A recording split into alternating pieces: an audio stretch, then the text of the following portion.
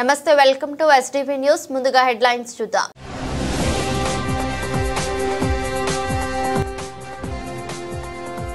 Deep tech innovation సదస్సులో ముఖ్యమంత్రి Chandrababu knowledge hub గా ఏపీ నిలబడడమే లక్ష్యమని వెల్లడి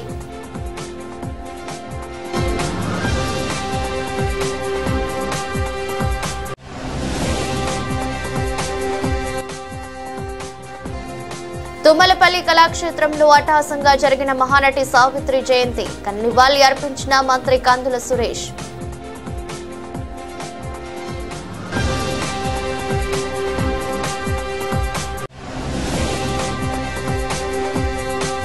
ఘనంగా పోలీస్ ఏఆర్ గ్రౌండ్స్ 62వ హోంగార్డుల వ్యవస్థాపక దినోత్సవం హోంగార్డులు అత్యుత్తమ సేవలు అందిస్తున్నారని ప్రశంసించిన కమిషనర్ ఎస్పీ రాజశేఖర్ బాబు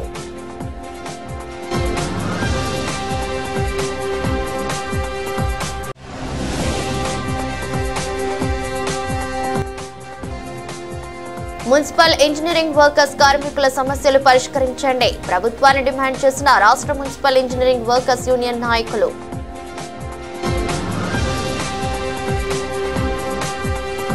సహజ నటన సావిత్రికే సొంతమని తెదేపా పోలిట్ బ్యూరో సభ్యుడు తొండెపు దశరథ జనార్దన్ అన్నారు. మహానటి సావిత్రి కళాపీఠం ఆధ్వర్యంలో హనుమం తరహై గ్రంథాలయంలో నిర్వహించిన సావిత్రి జయంతి వేడుకలకు ఆయన ముఖ్య అతిథిగా పాల్గొని ప్రసంగించారు. నటిగానే కాక దర్శక నిర్మాతగా చిత్ర పరిశ్రమలో తనకంటూ ఒక ప్రత్యేక స్థానాన్ని సంపాదించుకున్నారని కొనియాడారు. పరుచూరి విజయలక్ష్మి సావిత్రి కళాపీఠం పేరుతో సంస్థను నెలకొల్పి కార్యక్రమాలు నిర్వహించడం అభినందనీయమన్నారు. అనంతరం నిర్వాహకులు జనార్దన్ తో పాటు నవరంగ్ థియేటర్ అధినేత ఆర్వి భూపాలరావు ప్రసాద్ ను ఘనంగా సత్కరించారు. కార్యక్రమంలో దుర్గా కళామందిర్ నిర్వాహకుడు పాలేపు రామారావు, డేవిడ్ రాజు, ప్రబల శ్రీనివాస్ తదితరులు ఉన్నారు. సావిత్రి గారి కార్యక్రమానికి నేను ఫిల్మ్ డిస్ట్రిబ్యూటర్స్ సమావేశంలో మాట్లాడటానికి వచ్చినప్పుడు అక్కడ ఆహ్వానించడం జరిగింది. సావిత్రి గారు అంటే తెలియని వారు లేరు. నిజంగా ఆమె దక్షిణ భారత చలనచిత్ర రంగంలో చెరగని ముద్రేసింది. ఆమె నటిస్తూ ఉంటే కళ్ళతోనే నవరసాలు పండించేది. ఆమె హీరోలతో పాటు పోటీ పడి హీరోయిన్గా, సావిత్రి ఉంటే హీరోయిన్గా చూడటానికి వచ్చే రోజులు కూడా పూర్వం మనం చూసాం. పెద్దలు మీలో పెద్దలందరికీ తెలుసు. అట్లాంటి ప్రత్యేకతను సంతరించుకున్న సావిత్రి గారు మన పక్కనే తెనాలిలో పుట్టడం, ఆ తర్వాత పాపం కొద్ది వయసులోనే వారి ఫాదర్ తండ్రి గారు పరమపదించటం, పెదనాన్న గారి దగ్గర పెరగటం, పెరిగే టైంలో ఆయన గమనించాడు ఏమిటి నాట్యం పట్ల ఆసక్తి ఉందని, కళల పట్ల ఆసక్తి ఉందని ప్రోత్సహించాడు. ప్రోత్సహించి అప్పుడే తొలి దశలోనే పాతాళ భైరవిలో ఒక చిన్న పాత్రతో స్టార్ట్ చేసింది. ఆ తర్వాత ఆమె యొక్క నటనా చాతుర్యాన్ని చూసి పృథ్వీరాజ్ కపూరే ఆ కాలంలో ఆమెని అభినందించారు.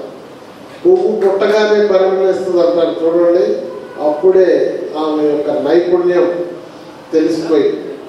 అలా ఆమె ఎంతో గొప్ప కళాకారునిగా ఎంతో మందికి ఆదర్శంగా నటనలో నిలిచి మరి కొద్ది వయసులోనే పాపం 47 సంవత్సరాల వయసులో మన విడిచి వెళ్ళిపోయింది. సరే, మీ అందరికీ తెలుసు ఆమె చాలా సున్నిత మనస్కరాలు, అనేక ఇబ్బందులు పడ్డది. చరిత్ర మీరంతా కష్టమని చెప్తారు. అట్లాంటి పాట అద్భుతంగా పాడింది. ఆమెకి అభినందనలు. అలాగే వారు పాడినారు ఒక మంచి పాట, నేను విన్నాను. అస్సలు అద్భుతంగా ఎంత బాగా పాడిందో. అలానే వారు ఒక పాట పాడారు, అద్భుతంగా పాడినారు. నిజంగా మీరు అందరినీ అభినందిస్తున్నానమ్మా. బాగా డెవలప్ కండి. 3 పువ్వుల 12 కాయల మీరు ఈ రంగాల్లో అభివృద్ధి చెందాలని ఈ పాప గురించి చెప్పింది. నేను టూరిజం వాళ్ళతో మాట్లాడతానమ్మా తప్పకుండా. ఏదేమైనా సమాజంలో కాస్త మన వెంకటేశ్వర కళా పోషణని ఇట్లా కల్చర్, మన యొక్క భాష, మన యొక్క సంస్కృతి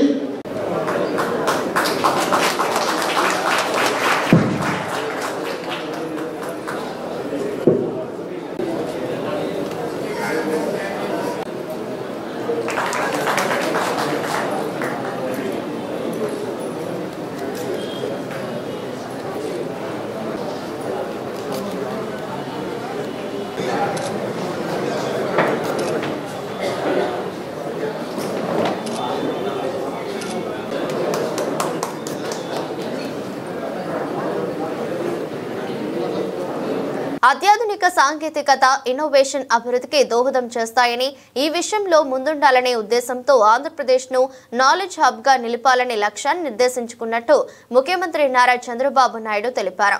విశాఖపట్నంలో శుక్రవారం global forum for sustainable transformation నేతృత్వంలో నిర్వహించిన national conclave on deep tech innovation సదస్సులో ముఖ్యమంత్రి ముఖ్య అతిథిగా పాల్గొని ప్రసంగించారు. Shaping the next era of governance అనే అంశంపై నిర్వహించిన సదస్సులో ముఖ్యమంత్రి మాట్లాడుతూ ఆంధ్రప్రదేశ్లో ఇన్ఫర్మేషన్ టెక్నాలజీ రంగాన్ని ఎలా అభివృద్ధి చేశామనేది వివరించారు. If all of us, I want to make Andhra Pradesh is a knowledge hub. Because of all these things, historical information is we are having on cloud. Artificial intelligence is matured. Real-time information you can collect real-time with various devices. One is cell phone. You can go to the field. You can check there is a pest. Immediately one SMS message or one WhatsApp message, drone will come. It will detect pest exactly and application of pesticides with precision. These are all happening today. Night times you have to program drone, you may not do it. So we are having CCTV cameras. It is watching continuously, information is coming.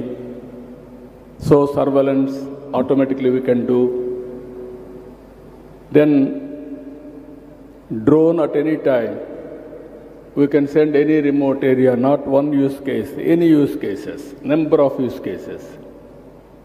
Even medicines, transportation, or analytics, or real-time application, all these things you can do it. IoTs, medical devices are coming today, I am seeing. Not one application. One is preventive health. One is monitoring health. One is whenever there is a need, at that time you can go for cure. With all these combinations, you can reduce medical cost drastically. These are all various advantages we are having. So, Government of Andhra Pradesh also thinking very seriously. We are preparing Vision 2047. Swarna Andhra Pradesh, Vision 2047.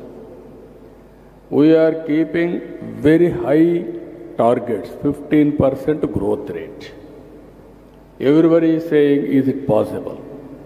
It is possible, we wanted to prove it. 14 to 19. Police శాఖకు వెన్నెముకలా నిలిచి హోంగార్డులు అత్యుత్తమ సేవలు అందిస్తున్నారని police commissioner SP Rajasekhar బాబు కొనియాడారు.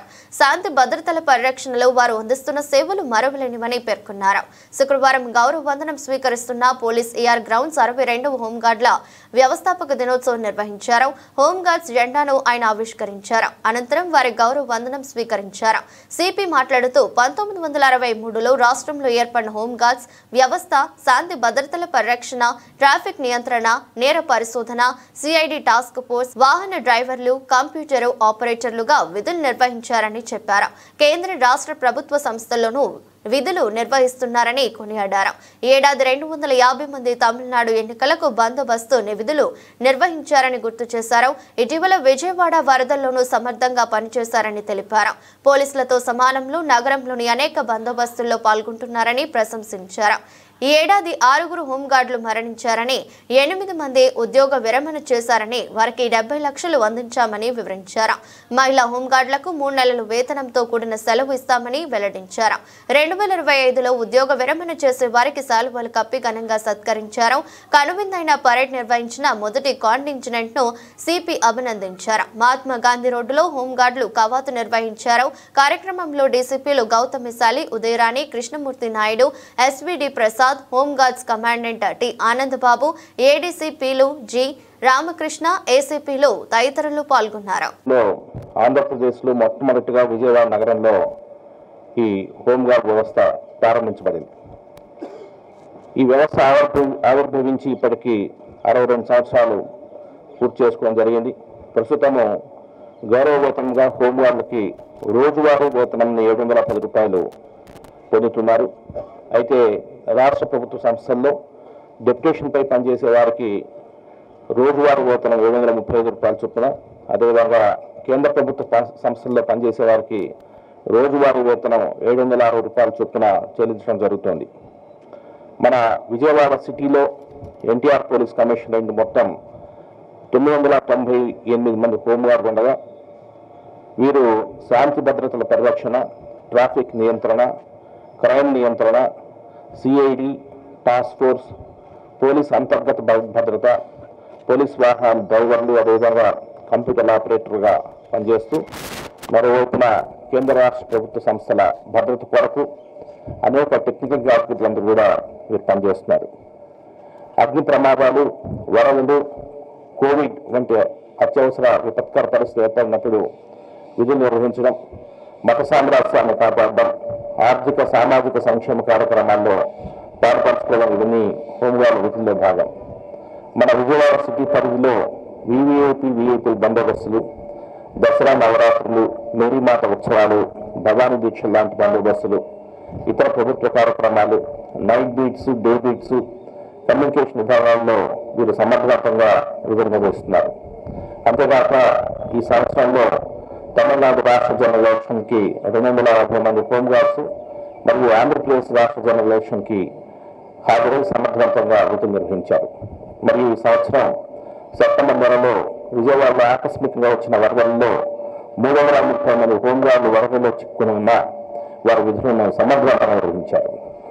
Deputation విధానంపై steel plant Visakhapatnam నందు, అదేవిధంగా విజయవాడలోని శ్రీ దుర్గామల్లేశ్వర స్వామి ఆలయం నందు, CID department, AP Transco, vigilance and enforcement department, Doordarshan, Vijayawada Gannavaram sub జైలులో, ఫెడరల్ బ్యాంకులో, అదేవిధంగా డిస్ట్రిక్ట్ ఫైర్ సర్వీస్లో, ఎఫ్సీఐలో, రోడ్ సేఫ్టీ అథారిటీ లాంటి మొత్తం 11 డిపార్ట్మెంట్లో వీరి యొక్క సేవలు వినియోగించబడుతున్నాయి. అయితే హోంగార్డ్ సంక్షేమ పథకాలు ఒకసారి చూస్తే చనిపోయిన హోంగార్డ్ కుటుంబాలకు ప్రభుత్వం నుంచి ఎక్స్గ్రేషియా 5 లక్షల రూపాయలు చొప్పునిస్తున్నారు. ఈ సంవత్సరంలో మరణించిన 6 మంది హోంగార్డ్ కుటుంబాలకి ఈ 5 లక్షల రూపాయలు ఒక్కొక్కరికి చెల్లించడం జరిగింది. అంతేకాక ఈ సంవత్సరం 2024లో మరణించిన 6 హోంగార్డ్ యొక్క కుటుంబాలకు మరియు పదవి విరమణ చేసిన 8 మంది హోంగార్డులకి 1 కంట్రిబ్యూషన్ నుండి ఒక్కొక్కరికి 5 లక్షల రూపాయలు చొప్పున మొత్తం 70 లక్షలు చెల్లించడం జరిగింది.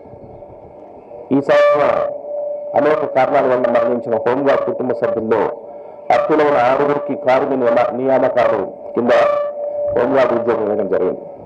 మహిళా హోంగార్డులకి వేతనంతో కూడిన 3 నెలల ప్రసూతి సెలవు ఇస్తున్నాం.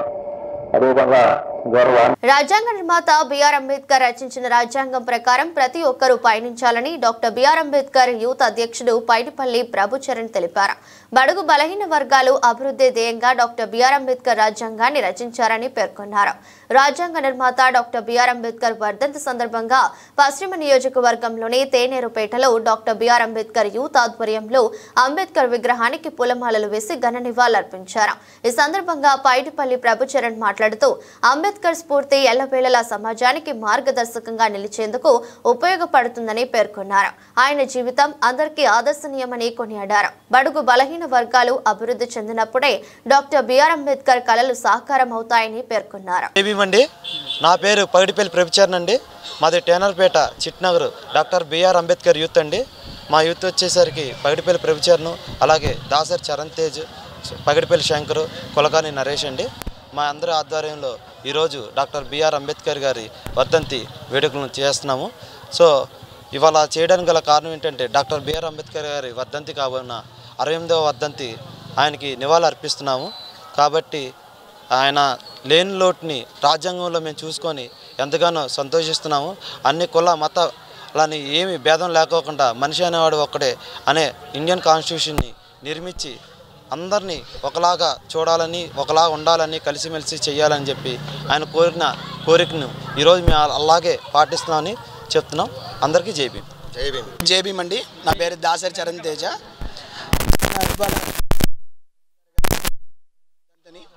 అసలు అందరికీ అంబేద్కర్ గారి వర్ధంతి, ఆయన జీవిత చరిత్ర, ఆయన పడ్డ కష్టం గురించి ఇప్పుడున్న పిల్లలకు తెలియడం కోసం ఇవాళ మేము చిత్ర ప్రదర్శన జరుగుతుందండి. ఇదేంటంటే ఆయన ఒక రాజ్యాంగం రాయడం కోసం ఒక దళిత వర్గంలో పుట్టి ఎన్నో బాధల్ని అనుభవించి ఆయన ఈరోజు ఒక మన రాజ్యాంగానికి, దేశానికి మన రాజ్యాంగాన్ని నిర్మించారండి. అలాంటి ఆయన పడ్డ కష్టాన్ని ఈరోజు మేము ఆ ఫలితాలను మేము పొందుతున్నాం.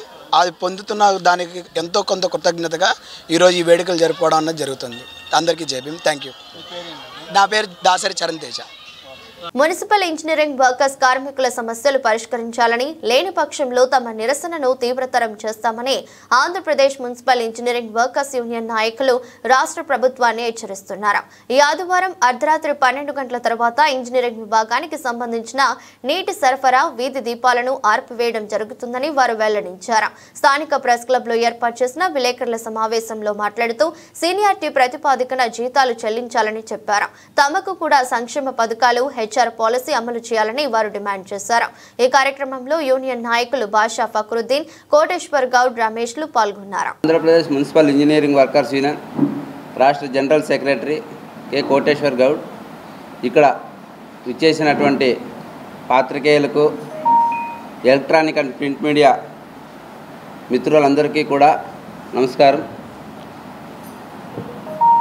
ఇప్పుడు చెప్పదలసిన విషయం ఏంటంటే, గడిచిన దశాబ్దాల కాలం నుంచి మున్సిపల్ కార్మికులు చాలా ఇబ్బందులు పడుతూ ఉన్నారు.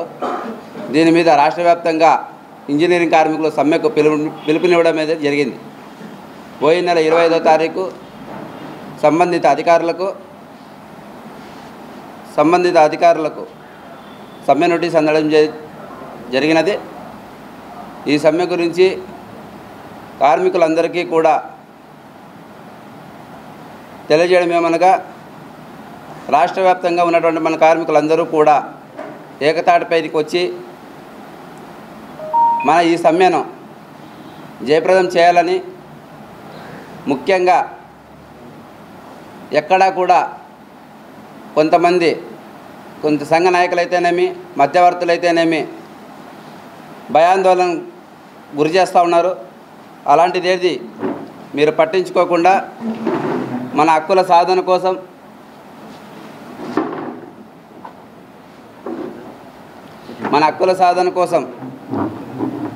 మనం పాటుపడుతూ మన సమస్యలు మనమే తీర్చుకోవడానికి మన కార్మికులే ఈ యూనియన్ పెట్టుకోవడం జరిగింది. మీకోసం ఈ యూనియన్ ఎల్లప్పుడూ కూడా కృషి చేస్తుందని తెలియజేస్తూ సెలవు తీసుకుంటాం. చేద్దామా? Andhra Pradesh municipal engineering workers union తరఫున 9వ తారీఖున సమ్మె చేయబోతున్న మున్సిపల్ కార్మికులందరికీ కూడా, అంటే ఇంజనీరింగ్ మున్సిపల్ కార్మికులందరికీ కూడా విప్లవాది వందనాలు. Andhra Pradesh municipal engineering workers union రాష్ట్ర అధ్యక్షుడైన కె బాబా ఫక్రుద్దీన్ అన్న నేను మీడియా ముఖంగా అలాగే పత్రికాముఖంగా తెలపడం ఏమనగా, మేము గత 25 సంవత్సరాల నుంచి ఎటువంటి కష్టపడుతున్నామంటే, ఎప్పుడు వస్తామో తెలియదు, ఎప్పుడు పోతామో తెలియదు. పేరుకు మాత్రం మాకు అదేదో ఎసెన్షియల్ సర్వీస్ అని ఒక మెడల్ వేశారు మాకు మెడలో. దాన్ని మాకు సాకుగా చూపించి మీరు ఏమీ చేయకూడదు, మీరు ఎక్కడికి పోకూడదు అంటున్నారు. మరి మేము ఎసెన్షియల్ సర్వీస్ అయితే మరి ఇతర ఉద్యోగాల్లో ఉన్నారు, ప్రాణాలు పోసే ప్రాణదాతలు ఉన్నారు, ఇకపోతే రవాణా సౌకర్యాలు ఉన్నాయి, ఇవన్నీ ఉన్నాయి. ఇందులో కూడా దాదాపుగా నాకు తెలిసినంత వరకు ఇందులో కూడా దాదాపుగా అత్యవసర సేవలు ఉన్నాయి. మరి అటువంటిది వాళ్లకు లేని ఇబ్బంది వాళ్లకు కలగని ఇబ్బంది మనకెందుకు కలిగిస్తున్నారు మీరు? నేను పత్రికాముఖంగా మీకు సూటిగా అడుగుతున్నా. ఏమైనా మాట్లాడితే మీరు ఎసెన్షియల్ సర్వీస్ అంటున్నారు, ఇంకేమైనా మాట్లాడితే మీరు ఏదో తీసేస్తామని భయపెడుతున్నారు. అరే అదేంటండి, ఇది ఉద్యోగం 20 సంవత్సరాలు తీస్తూ ఉంటే ఎవరో వస్తారంటారు, అతను ఏదో చెప్తే ఎవరో చెప్తే తీసేస్తామంటారు, ఇంకెవరో చెప్తే బెదిరిస్తారంటారు. ఇక సమ్మె చేయడానికి కూర్చుందామంటే ఇక్కడ ఉన్న ఈ ఇతర సంఘాలు ఏం చెప్తున్నారంటే ప్రభుత్వం చెప్పిందో లేదో తెలియదు, అధికారులు చెప్పిందో లేదో తెలియదు. కాకపోతే ఇతర సంఘాలు ఏం చెప్తున్నాయంటే మీరు ఏదో సమ్మె చేస్తే బెదిరిస్తారంట, ఇంకా మీరు ఏదో ప్రాణాలు తెగించి పోరాడాలంట. అంటే సమ్మె చేసేదానికి ప్రాణాలు తెగించేది నాకైతే అర్థం కాలే. సమ్మె చేయాలంటే వాళ్ళు ఏమన్నారంటే రకంగా డైరెక్ట్గా చెప్పారు. వాళ్ళు ఏం చెప్పారంటే ప్రాణాలకు తెగించి మరీ పోరాడాలంట. అంటే మనం ఏమైనా యుద్ధానికి వెళ్తున్నామా లేకుంటే సంపరానికి వెళ్తున్నామా? అరే బాబు మా కడుపు కాలేదు. మహానటి సావిత్రికి మంత్రి కందుల సురేష్ ఘన నివాళులర్పించారు. మహానటి సావిత్రి జయంతి సందర్భంగా తుమ్మలపల్లి కళాక్షేత్రంలో సావిత్రి కళాపీఠం ఆధ్వర్యంలో ఏర్పాటు చేసిన కార్యక్రమంలో మంత్రి కందుల దుర్గేష్, ఆంధ్రప్రదేశ్ నాటక కళారంగ సంస్థ చైర్మన్ గుమ్మడి గోపాలకృష్ణతో పాటు పలువురు ప్రముఖులు ఈ కార్యక్రమంలో పాల్గొని సావిత్రికి నివాళులర్పించారు. సావిత్రి తెలుగు ప్రేక్షకుల మధ్యలో చెరగని ముద్ర వేసుకున్నారని ఈ సందర్భంగా వారు కొనియాడారు. మహానటి సావిత్రి గారి జయంతి సందర్భంగా ఆవిడ విగ్రహానికి పుష్పమాల వేసుకునేటువంటి అదృష్టం కలిగినందుకు ఆనందిస్తూ, ముఖ్యంగా తెలుగు సినిమా నటి అంటే ఓ సినిమాలో చెప్పినట్లుగా మరో 10 తరాల వరకు కూడా ఒకే ఒక్క పేరు జ్ఞాపకం వస్తుంది. ఆ పేరు శ్రీమతి సావిత్రి గారు. అద్భుతమైనటువంటి హావభావాలతోటి ఎలాంటి పాత్రనైనా సరే అవలీలగా పోషించగలిగేటువంటి నట విదుషీమణి శ్రీమతి సావిత్రి గారు. ఆవిడ చెయ్యని పాత్ర లేదు, ప్రదర్శించినటువంటి అంశం కానీ భావాలు కానీ అదేవిధంగా రసం కానీ ఏదీ లేదు. అన్ని రసాలు నవరసాలు పోషించినటువంటి మహానటి ఆమె. అటువంటి సావిత్రి గారు భౌతికంగా మన మధ్య లేకపోయినా వారి యొక్క పాత చిత్రాలు చూస్తుంటే ఎంత సహజంగా ఉంటాయో, ఎక్కడా కూడా కృతకంగా లేకుండా, ఆర్టిఫిషియాలిటీ అనేది లేకుండా చాలా సహజమైనటువంటి నటనతో అద్భుతంగా ఆవిడ పోషించినటువంటి పాత్రలు సజీవంగా నిలబడతాయి. అటువంటి మహానటికి ఈరోజు ఈ జయంతి సందర్భంగా నివాళులు అర్పించుకునేటువంటి అవకాశం లభించటం, ఆమె యొక్క స్ఫూర్తి కళారంగానికి నాటక రంగానికి మరింత కాలం పాటు కొనసాగాలని ఆకాంక్షిస్తూ వారికి మరొకసారి స్మృత్యంజలి ఘటిస్తూ సెలవు తీసుకుంటున్నాను. మహానటి సావిత్రి గారి జయంతి సందర్భంగా గౌరవ మంత్రివర్యులు కందుల దుర్గేష్ గారు చెప్పినట్టుగా మా చైర్పర్సన్ తేజస్వి గారు, పరుచూరి విజయలక్ష్మి గారు, మేము గత ప్రభుత్వంలో అంటే పోయిన ప్రభుత్వం కాదండి, మా ప్రభుత్వం తెలుగుదేశం ప్రభుత్వంలో కళలు విలసిల్లుతున్న టైంలో అద్భుతమైనటువంటి కార్యక్రమాలు చేస్తున్న టైంలో ఆవిడ కార్యక్రమాలు సావిత్రి కళాపీఠం నుంచి ఎన్నో కార్యక్రమాలు చేసి ఆవిడ సావిత్రి అనగానే పరుచూరి విజయలక్ష్మి అనేటువంటి పేరు గుర్తుకు వచ్చేటలకు తీసుకున్న మన విజయలక్ష్మి గారిని అభినందిస్తూ ఇటువంటి కార్యక్రమాలకి మమ్మల్ని పిలిచి మళ్ళీ మేము మాట్లాడే అదృష్టాన్ని కలుగజేస్తున్న మా చంద్రబాబు నాయుడు గారికి, పవన్ కళ్యాణ్ గారికి కృతజ్ఞతలు చెప్పుకుంటూ నమస్కారం. భారతదేశం అంటేనే చలనచిత్రానికి ఎంతో ముఖ్యంగా మనం భావిస్తాము. అందులోనూ తెలుగు చలనచిత్రం తరాలు మారినా కూడా ఎప్పటికీ మర్చిపోలేని పేరు ఏదన్నా ఉంది అంటే అది సావిత్రమ్మ.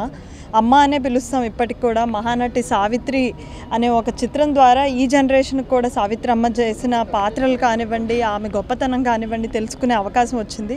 ఈరోజు సావిత్రి కళాపీఠం ద్వారా 18 సంవత్సరాలు అయింది. ఈనాటికి కూడా ఆమెను స్మరించుకునే అవకాశాన్ని, ఆమె పుట్టినరోజు వేడుకల్ని, జయంతులు అవన్నీ సెలబ్రేట్ చేసుకునే ఒక అవకాశాన్ని మా అందరికీ కల్పించినందుకు ధన్యవాదాలు తెలియజేస్తూ, ఇది ఖచ్చితంగా మరి ముందుకు వెళ్ళాలని, ఎన్నో ఏళ్ళు నిలబడాలి, వచ్చే తరాలకు కూడా సావిత్రమ్మ లాంటి గొప్ప మహానటి యొక్క ఔన్నత్యాన్ని తెలియజేయాలని కోరుకుంటూ మా అందరినీ ఇక్కడికి ఆహ్వానించినందుకు ధన్యవాదాలు. తెలుగు చలనచిత్ర సీమకు అగ్రగామి నటిగా ఒక మణిహారంలాగా వెలిగిపోయినటువంటి దివంగత మహానటి సావిత్రి గారి 89వ వర్ధంతి సందర్భంగా విజయవాడ మహానటి సావిత్రి సాహిత్య సాంస్కృతిక సేవా సంఘం అధ్యక్షురాలు డాక్టర్ పరుచూరి విజయలక్ష్మి గారు, మరి గౌరవ అధ్యక్షులు శ్రీ ప్రబల శ్రీనివాసరావు గారు, కార్యదర్శి శ్రీ ఎంఎస్ నారాయణ గారు, ఇంకా పెద్దలు సమక్షంలో గౌరవ మంత్రి వర్యులు దుర్గేష్ గారు, శ్రీ కందుల దుర్గేష్ గారి చే మన విజయవాడ కళాక్షేత్రంలో ఏర్పాటు చేసినట్టు సావిత్రి విగ్రహానికి మరి పూలమాలలు వేసి నివాళులు అర్పించారు. ఆమె నటనను అలాంటి నటి మళ్ళీ ఇంకా తిరిగి ఈ నట సామ్రాజ్యానికి రాలేదని, ఆమె ఒక గొప్ప నటి అని మరి కొనియాడారు అందరూ. మరి ఆ నటికి ఈ రోజుల్లో నివాళులు అర్పించటం మరి చాలా సంతోషకరమైన విషయం. ఇవాళ మహానటి సావిత్రి గారి జయంతి సందర్భంగా వ్యవస్థాపక అధ్యక్షురాలు పరుచూరి విజయలక్ష్మి గారు మేమంతా కలిసి విగ్రహం దగ్గర పూలదండ కార్యక్రమం ఏర్పాటు చేసాం. దీనికి మంత్రి గారు కందుల దుర్గేష్ గారు, గుమ్మడి గోపాలకృష్ణ గారు వీళ్ళంతా వచ్చి కూడా నివాళులర్పించారు. ఆ నటి ఇంతవరకు మన చలనచిత్ర పరిశ్రమలో ఆ స్థానాన్ని ఎవరు భర్తీ చేయలేకపోయారు. ఎందుకంటే ఆవిడ గొప్ప మహానటి. ఆవిడ కాళ్ళతో ఎక్స్పీరియన్స్ కానీ మన యాక్షన్ చేయడంలో కానీ ఆవిడని మించిన నటి లేరని, ఈ ప్రపంచంలో మళ్ళీ భవిష్యత్తులో కూడా రారేమో నేను అనుకుంటూ సెలవు తీసుకుంటాను. రాష్ట్ర ప్రభుత్వం గౌరవ ముఖ్యమంత్రి ఆదేశాలకు అనుగుణంగా రాష్ట్ర వ్యాప్తంగా శుక్రవారం నుంచి 33 రోజుల పాటు రెవెన్యూ సదస్సులు జరుగుతాయని, రెవెన్యూ సదస్సుల ద్వారా భూ హక్కుకు భరోసా కల్పిస్తూ భూ సమస్యలను పరిష్కరించడం జరుగుతుందని రాష్ట్ర రెవెన్యూ శాఖ ప్రత్యేక ప్రధాన కార్యదర్శి ఆర్పి సిసోడియా అన్నారు. జగ్గైపేట మండలం తక్కెళ్లపాడు గ్రామ సచివాలయం వద్ద స్థానిక శాసనసభ్యులు శ్రీరామ్ రాజగోపాల్ తాతయ్య, జిల్లా కలెక్టర్ డాక్టర్ జి లక్ష్మీసా తదితరులతో కలిసి ఆర్పి సిసోడియా రెవెన్యూ సదస్సును ప్రారంభించారు. సదస్సులో తొలుత గౌరవ ముఖ్యమంత్రి వర్యులు సందేశాన్ని చదివి వినిపించారు. మీ భూమి మీ హక్కు నినాదంతో భూములకు రక్షణ కల్పించేలా ల్యాండ్ గ్రాబింగ్ చట్టం 2024ను ప్రవేశపెట్టాం. దీనికి కొనసాగింపుగా జనవరి 8 వరకు రెవెన్యూ సదస్సులు నిర్వహిస్తాం. ప్రతి కుటుంబానికి భూమి అనేది ఒక భరోసా. అయితే గత ప్రభుత్వం 5 ఏళ్ల కాలంలో భూ కబ్జాలు, రికార్డుల మార్పు, రీసర్వే అంటూ కష్టాలు తెచ్చిపెట్టింది. ఈ నేపథ్యంలో భూ సమస్యల పరిష్కారానికి గ్రామాల్లో రెవెన్యూ సదస్సుల నిర్వహణ తలపెట్టాం. భూ సమస్యలపై బాధితులు ప్రభుత్వం చుట్టూ తిరగడం కాదు, ప్రభుత్వమే ప్రజల వద్దకు వెళ్లి సమస్య పరిష్కరించాలనేదే మా ఉద్దేశం అంటూ ముఖ్యమంత్రి వర్యులు సందేశాన్ని చదివి వినిపించారు. అనంతరం సదస్సు వద్ద ఏర్పాటు చేసిన ధృవీకరణ పత్రాల మంజూరు, గ్రామ రికార్డుల ప్రత్యేక కౌంటర్లను సిసోడియా పరిశీలించారు. ఈ సందర్భంగా సిసోడియా మాట్లాడుతూ గతంలో ఏటా రెవెన్యూ సదస్సులు జరిగేవని, గుర్తున్నంత వరకు 2017లో చివరిసారిగా సదస్సు జరిగిందన్నారు. గౌరవ ముఖ్యమంత్రి ఎప్పటి నుంచో ఈ సదస్సులు నిర్వహించాలని ప్రయత్నిస్తున్నా విజయవాడ వరదలు వంటి కారణాల వల్ల కొంత జాప్యం జరిగిందని, ఇప్పుడు ఆయన ఆకాంక్షకు అనుగుణంగా రాష్ట్ర వ్యాప్తంగా సదస్సులు నిర్వహిస్తున్నట్లు తెలిపారు. రెవెన్యూ సదస్సులు స్టార్ట్ చేయడం జరిగింది. ప్రతి మండలంలో డైలీ ఒక విలేజ్ కానీ 2 విలేజెస్ ఈ mandal level teams mandal nodal officer ఆధ్వర్యంలో వెళ్ళిపోయి గ్రామ సభలు కండక్ట్ చేస్తారు. అన్ని సమస్యలు, పాత సమస్యలు ఏదైతే పీజీఆర్ఎస్లో రిజిస్టర్ అయినాయి వాటి అన్నిటినీ మళ్ళీ ప్రజల ముందుకి పెట్టి ఒక సోషల్ ఆడిట్ లాగా ఈ సమస్యలు ఉన్నాయి, మేము మా లెక్క ప్రకారం పరిష్కారం అయిందా లేదా అని అడుగుతాం. ప్లస్ కొత్త అర్జీలు తీసుకొస్తాం. పీజీఆర్ఎస్లో సెపరేట్ ఒక మాడ్యూల్ పెట్టాం. డైలీ దాన్ని డాష్ బోర్డ్ చూసుకొని గౌరవనీయులైన మా మినిస్టర్ గారు, రెవెన్యూ మినిస్టర్ గారు, తర్వాత గౌరవనీయుల చీఫ్ మినిస్టర్ గారు డైలీ దాన్ని మానిటర్ చేస్తున్నారు, అబ్జర్వ్ చేస్తున్నారు. కలెక్టర్లు అందరూ అప్రమత్తంగా ఉన్నారు. ఆ మొత్తం రెవెన్యూ సిబ్బంది ఈ రోజు నుంచి 33 రోజుల దాకా ఫీల్డ్లో ఉంటుంది, తిరుగుతుంది.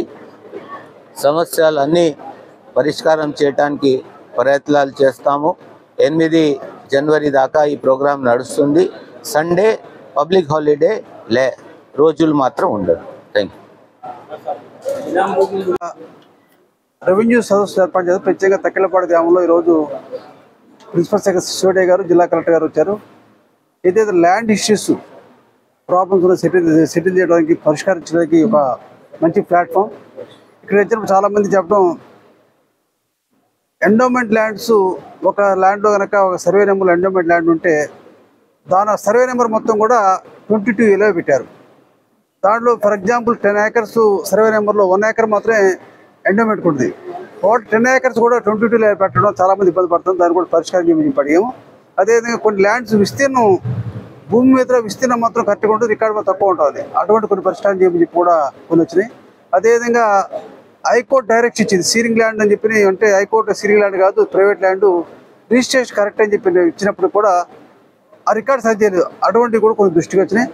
ఇవన్నీ కూడా తప్పకుండా గతంలో ఉన్నటువంటి ల్యాండ్ టైటిలింగ్ యాక్ట్ కావచ్చు, ఫ్రీ హోల్డ్ యాక్ట్ కావచ్చు, దీనివల్ల అనేక అవకతవకలు జరుగుతున్నాయి. ఎటువంటి ఇబ్బంది లేకుండా మేము కూడా చెప్పేది అధికారులు కూడా విఆర్ఓస్ ఇచ్చే రిపోర్ట్ని పట్టుకొని ఆర్ఐ గారు తహసీల్దారు జిల్లా కలెక్టర్ రికమెండ్ చేస్తారు. కాబట్టి విఆర్ఓస్ను ఎక్కడ కూడా ఎటువంటి ఇన్ఫ్లుయెన్స్ ఒత్తిళ్ళు కావచ్చు ప్రలోభాలు కావచ్చు అటువంటి లేకుండా ఫ్యాక్ట్ ప్రకారం, ఎందుకంటే కొత్త ఉన్న పంచాయతీ కాకుండా కొత్త పంచాయతీ తీసుకురావద్దని చెప్పి కూడా చెప్తాను. ఎందుకంటే పోలీసులో కూడా ఏదైనా కేసు జరిగితే రైటరు ఎస్ఐ రాసిన కేసే హైకోర్టు సేఫ్ జడ్జిమెంట్ వస్తుంది. అదేవిధంగా జిల్లా కలెక్టర్ జరిపిన హైకోర్టు జరిపిన విఆర్ఓ ఆర్ఐ రిపోర్టే కరెక్ట్ ఉంటుంది.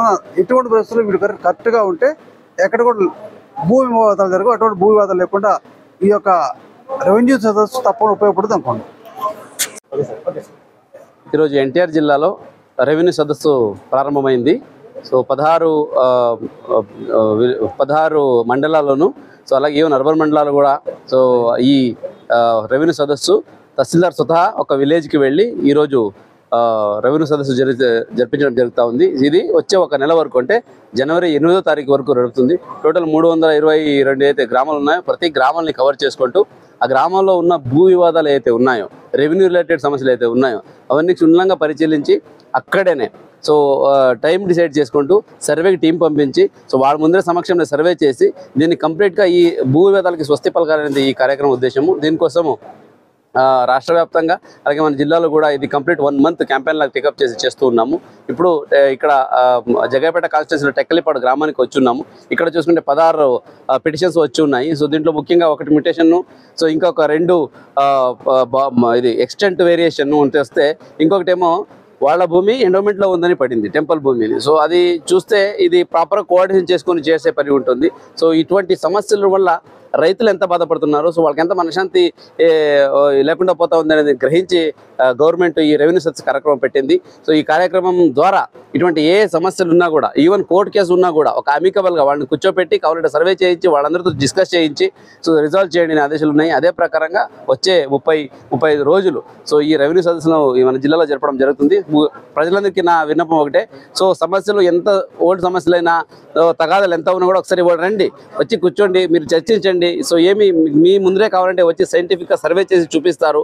సో ఒకసారి డాక్యుమెంట్ ఒకటి ఉంటుంది, వాస్తవంగా యాక్చువల్ ఇంకొకటి ఉంటుంది. సో ఇవన్నీ పరిష్కరించడానికి మనశ్శాంతిగా ఉండడానికి ఇది ఒక అవకాశం అనేది మాత్రం భావిస్తున్నాను. కాబట్టి ప్రజలు ఓపెన్ హార్ట్తో ముందుకు రావాలి, ఈ కార్యక్రమం సద్వినియోగం చేసుకోవాలి. సో దీన్ని మానిటర్ చేయడానికి సీఎం గారి ఆదేశాలతో PGRS లో పబ్లిక్ గ్రీవెన్స్ రిడ్రెసల్ సిస్టంలో ఒక ప్రత్యేక విండోని ఇచ్చి ఉన్నారు. దాన్ని ప్రతిరోజు వచ్చే ఈ రెవెన్యూ సదస్సుల్లో వచ్చే సమస్యల్ని CMO నుంచి కూడా మానిటర్ చేస్తూ టైం లైన్లో దాన్ని సర్వే చేసి రిజాల్వ్ చేస్తున్నారు లేదా అనేది కూడా మానిటర్ జరుగుతుంది. కాబట్టి అధికారులందరికీ కూడా చెప్పడం జరిగింది. అదే ప్రకారంగా గ్రామ స్థాయి అధికారులు కూడా వైసీపీ ఎంపీ విజయసాయిరెడ్డి సీఎం చంద్రబాబుపై చేసిన వ్యాఖ్యలను టీడీపీ నేత బుద్ధ వెంకన్న తీవ్ర స్థాయిలో ఆగ్రహం వ్యక్తం చేశారు.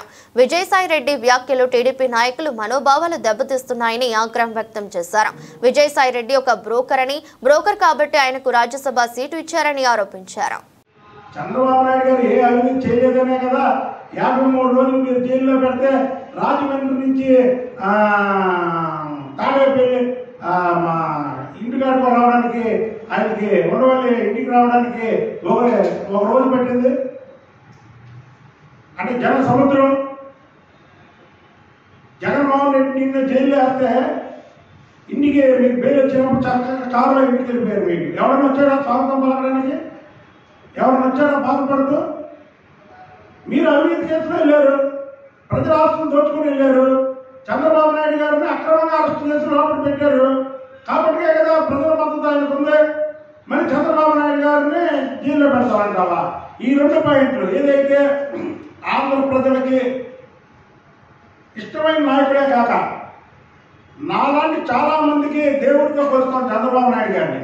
అలాంటి వ్యక్తిని ఈ 4.5 ఏళ్ళలో చావకుండా బతికి ఉంటే నేను జైలుకి పంపిస్తానన్న మాటల్లో అర్థం ఏంటి అంటే చంద్రబాబు నాయుడు గారు లాంటి వ్యక్తిని నాకు అనుమానం ఉంది. ఈ జగన్మోహన్ రెడ్డి గ్యాంగ్ ఆయన్ని ఏమన్నా చేస్తారేమో అని. ఎందుకంటే వీళ్ళు ముక్కు మూసుకొని తపస్సు చేసినా మళ్ళీ ఎన్నికలు ఎప్పుడు ఆంధ్రప్రదేశ్లో వచ్చినా ఈ 11 సీట్లు ఎంపీ 3 సీట్లు రావాలకి అది తెలిసిపోయింది. ఇక ఇలా తెలిసిపోయింది అంటే ఈ విజయసాయి రెడ్డి అన్న మాటలో ద్వంద్వార్థం ఉంది. ఈ రెండింటి మీద నేను విజయవాడ పోలీస్ కమిషనర్కి రిటర్న్గా నేను కంప్లైంట్ ఇస్తున్నా. విజయసాయి రెడ్డి అనే వ్యక్తిని ఈ కేసులో ఎందుకంటే ఆయన పర్సనల్గా మాట్లాడినటువంటి కేసులో నేను జైలుకి పంపిస్తా. ముందు జగన్మోహన్ రెడ్డి అనే వ్యక్తి ఎన్నో అవినీతి కేసులు ఉన్నాయి, అట్లా జైలుకి వెళ్తాడు. ముందు కేవీ రావుని బెదిరించాడు, ఆయన డైరెక్ట్గా వచ్చాడు, డైరెక్ట్గా వచ్చి కేసు పెట్టాడు సిఐడికి. కాబట్టి ఆ కేసులో జగన్మోహన్ రెడ్డి అలాగే ఎవరైతే ఈయన్ని బెదిరించారో విజయసాయి రెడ్డి, సజ్జల సుబ్బారెడ్డి కొడుకు వీళ్ళందరూ జైలుకి పోవడం ఖాయమే. కానీ చంద్రబాబు నాయుడు గారు అన్న మాటలకు మాత్రం నేను జైలు పంపిస్తా విజయసాయి రెడ్డి. దెయ్యాలు వేదాలు మళ్ళించినట్టు పరువు లేని వాడికి పరువు నష్టం కావాలంటే ఎంత విడ్డూరంగా ఉందో తెలుసైతే. నీకు పరువు ఏంటి తెచ్చిందా? పరువు అనేది నీకుందా? కాబట్టి విజయసాయి రెడ్డి నువ్వు సచిన భావమి. అసలు మీ పార్టీ అనేది టైటానిక్ షిప్ మునిగిపోయింది. అలా మునిగిపోయింది. ఇలా అందరూ ఒక బతికారు, ఇందులో ఒకరో ఇద్దరు ఇంకా ఆ పార్టీలో ఉన్నారు.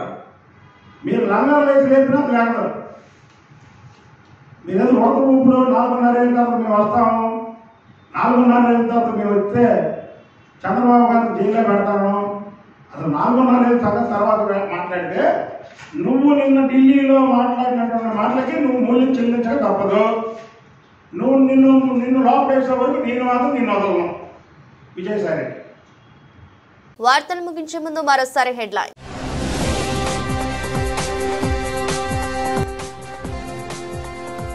డీప్ టెక్ ఇన్నోవేషన్ సదస్సులో ముఖ్యమంత్రి చంద్రబాబు నాలెడ్జ్ హబ్ గా ఏపీ నిలబడడమే లక్ష్యమని వెల్లడి.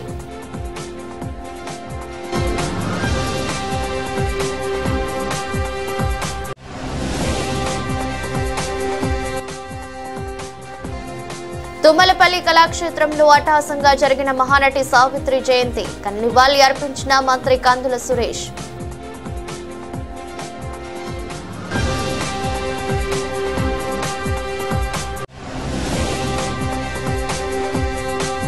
ఘనంగా పోలీస్ ఏఆర్ గ్రౌండ్స్ 62వ హోంగార్డుల వ్యవస్థాపక దినోత్సవం. హోంగార్డులు అత్యుత్తమ సేవలు అందిస్తున్నారని ప్రశంసించిన కమిషనర్ ఎస్పీ రాజశేఖర్ బాబు.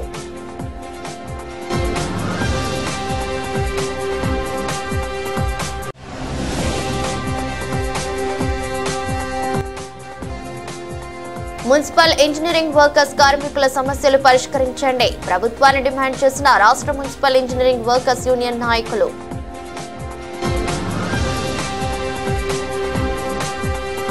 ఇదరస్ట్ బులెటిన్ మరో బులెటిన్ మళ్ళీ కలుద్దాం. అంతవరకు సెలవు. నమస్కారం.